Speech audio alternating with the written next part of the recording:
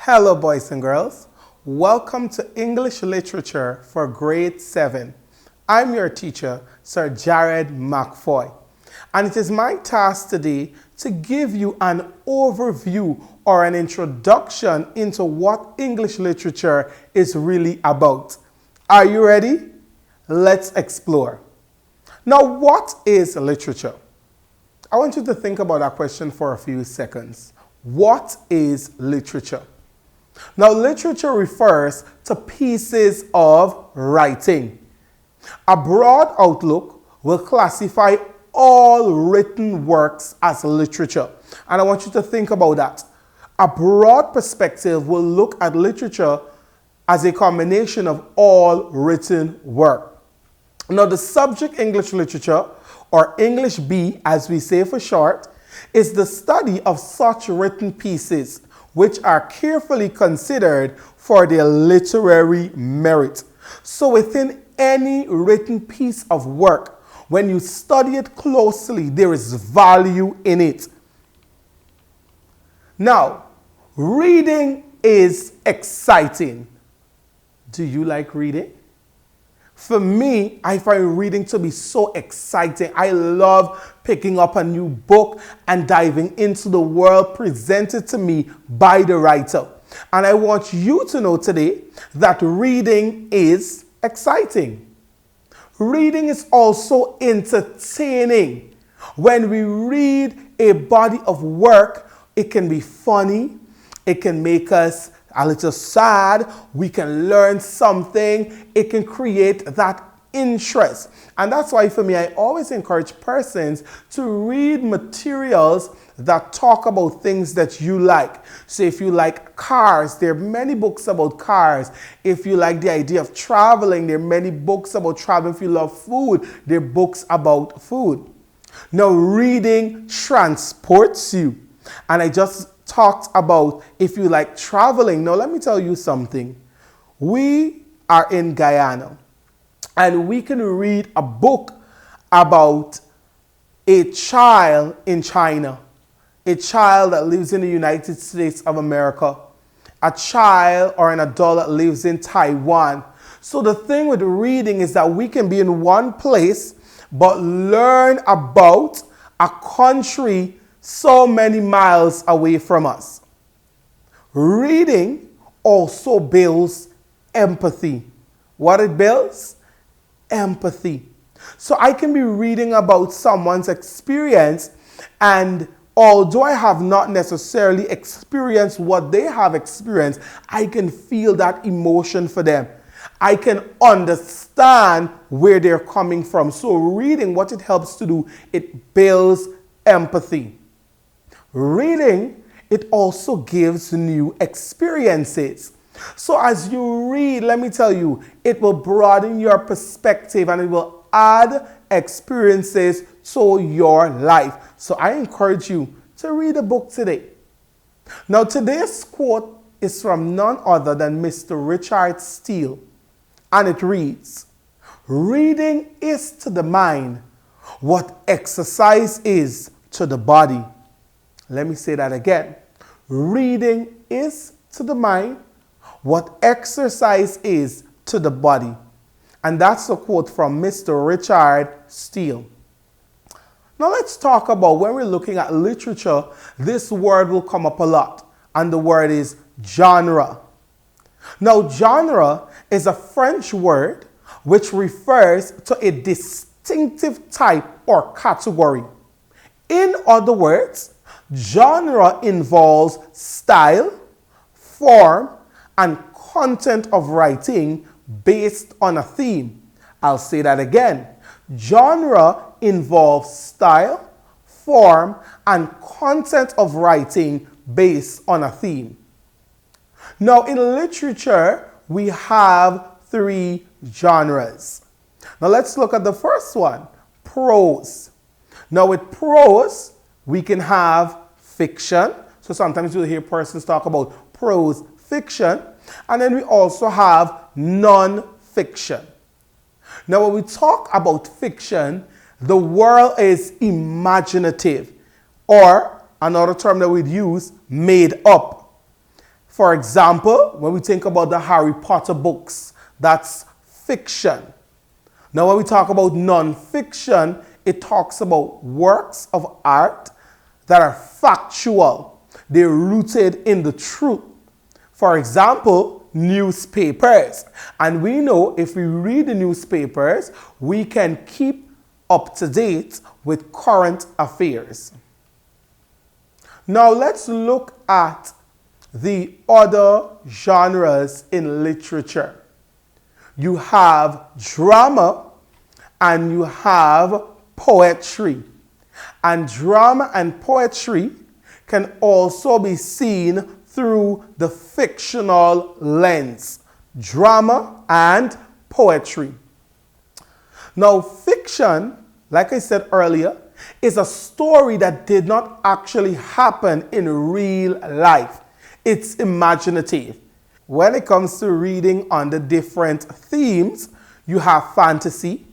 And when we talk about fantasy, for example, we have romance. So some persons love reading romance novels, novels about love and heartbreak.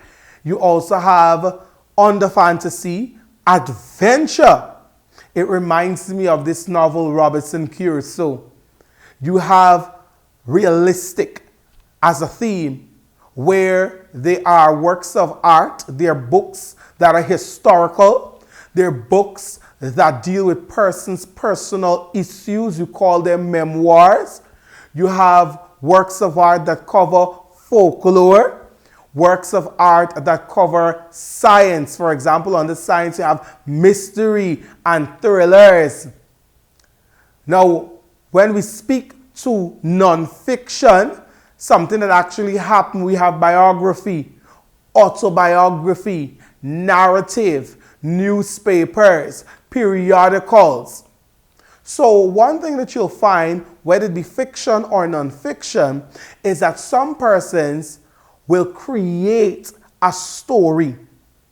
So both of them, they tell a story, they're telling us something. Now under fiction, a writer may create a character who has never existed before, is not based on anyone in real life, and create an entire life for that character. So as you're reading, it almost feels as if the character is a real person. The character, you can relate to that character. And then when it comes to non-fiction, a writer may create another character that actually lived. So you'll find there are many books about our leaders in the world, books about the former president of the United States of America, Barack Obama. There's also a book about his wife, Miss Michelle Obama. So you'll have books about persons' life. You'll have books talking about World War I and World War II. So there is a difference between fictional books and non-fictional books. Now let's talk about the elements of the short story or novel. So whenever you're reading a short story or you're reading a novel, you have setting being an element, the plot being another element, you have the character being another element, point of view being another element, and finally the theme as another element. And you'll find as we dive deeper into this subject and we explore a variety of short stories and novels, you'll find these elements coming up as we analyze the various works of art. And I love to refer to literature as a work of art, a body of art. Now let's zone into setting a bit. Whenever you think about setting, I want you to think, where is the story taking place? Ask yourself this question. Ask yourself another question. What time, day, date, or season? What is the social environment like? So I want you to ask yourself these questions to help you understand the setting of the story. When it comes to the plot, let's talk about the plot mountain. And let's look at one that is commonly used. It is called the Freytag's Pyramid. And on the Freytag Pyramid, as you can see there, you start off at the base or at the ground level. You call that the exposition. And you'll find in the exposition, this is where you have your characters, they're being introduced, the setting is created, and from there, you have your inciting incident. This is where the conflict is now beginning, and that is further developed into what we call the rising action. So all the time, the conflict now, as you notice on the pyramid, it's getting tall, it's getting taller. The conflict is intensifying. The book that you're reading is becoming more intense. The stakes are higher. And then you reach to a point where you call it the climax, where the story is at its peak, where you're asking yourself, what will happen to the main character? Will the character survive? Will the character die? Will the character be caught in a particular act? And then from there, the story begins to wind down into what we call the falling action, which then leads us into the resolution. I will notice that the resolution is not at the same level of the exposition because guess what? At this point of the story, so much has happened and the characters are not the same. Now let's talk about the characters. When we're speaking about characters, they are the elements of the story that carry out the actions in it. So whenever you think about characters, these are the people, or I don't even want to restrict it to people, but with characters, they carry out everything that is happening in the story. And the reason I said earlier I don't want to limit it to people is because you can have a story and the characters are trees. The characters can be animals. So we don't want to restrict or limit our ideas of characters to simply people, human beings. Now, in a story or a novel, the characters are able to see, they're able to act or do things, they're also able to feel. And because they're able to do all of what I just mentioned, that is why there is an element of connection. We're able to relate to the characters because sometimes a character would do something and you may ask yourself the question, why did they do that? But then if you think about your own life, you can relate to that incident and you think, yes, I can understand why they did it. And then it comes back to building empathy. So characters, they carry out the action in the story. They're able to see, they're able to act or do, and they're also able to feel. Now, when we talk about point of view, also known as the perspective, now you can have the first person, the second person, or the third person. Let's go that again.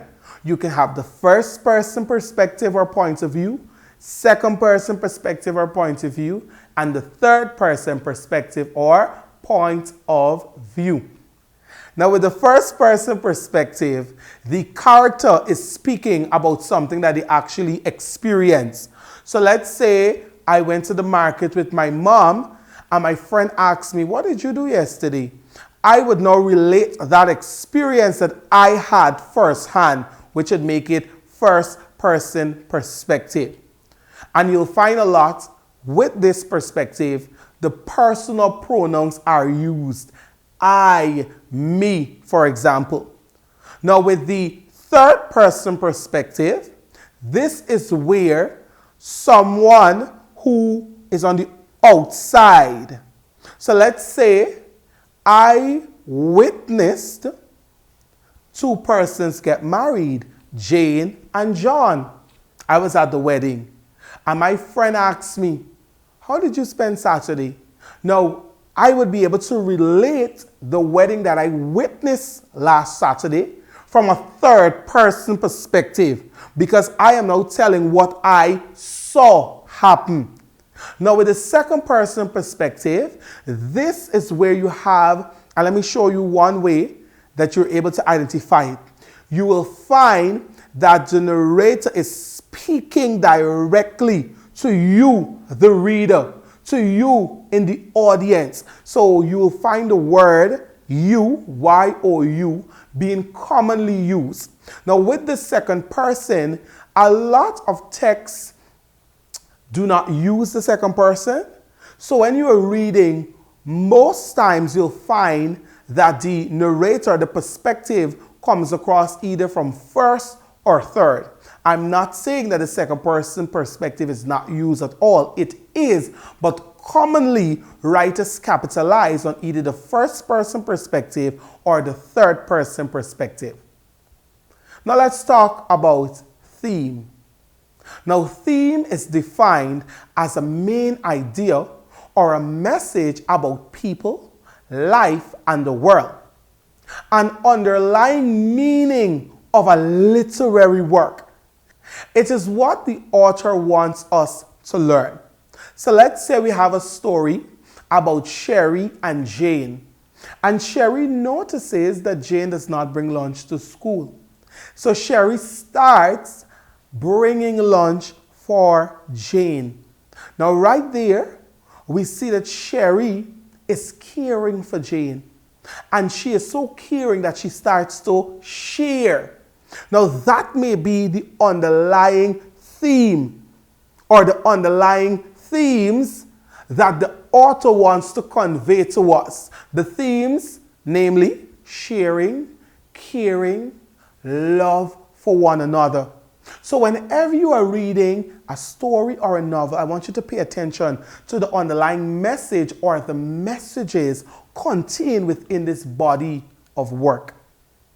Now, in conclusion, I want you to know that literature is the study of pieces of writing, such as novels, plays, and poems for the literary merits. So, I always advise, whenever you're reading any piece of literature, don't just read it once. If you can read it twice or thrice, that'll be excellent, because with each reading, you will understand the text at a deeper level. So I want to thank you for participating in today's lesson. I look forward to seeing you in the next one. Until next time, I'm Sir Jared, and I'm out.